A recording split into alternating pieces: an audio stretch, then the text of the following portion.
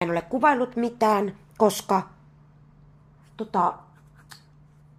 tässä on tehty näitä muuttohommia sitten pakkailtu ja silloin ja sitten muutettu tähän, niin ei ole sille hirveästi niinku ollut sitten mitään, mistä minä teen mitään. Että minä en tiedä minkälaista videota niinku haluatte, että haluatteko te asunnon esittelyn vai mitä te haluatte, mutta tällainen, niin tässä minä on ja sitten keittiö on tuolla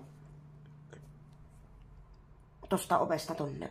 Niin en nyt jaksa esitellä, mutta tällainen tää on. Ja sitten me tulin kipeäksi tosta noin, niin ei oikein nappaa tehdä yhtään mitään.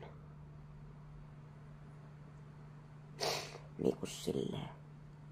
Et tässä on tehty tätä muuttohommaa koko ajan. Tässä on ollut kaikkea kun kaikki on rikki ja paskana ja muuta, niistä on pyydetty huoltomiehiä ja muuta. Niin ei tässä ole ollut mielenkiintoakaan.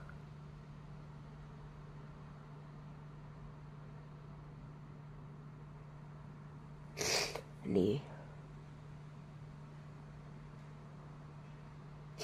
Että sori, että ei ole tullut videoita, mutta yritän tässä tehdä jossain välissä.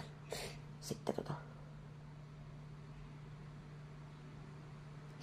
videon taas, että tulin tän nyt vaan ilmoittamaan, että hengissä ollaan ja kyllä tässä tulee jossain vaiheessa videoita vielä ja sen sellaista.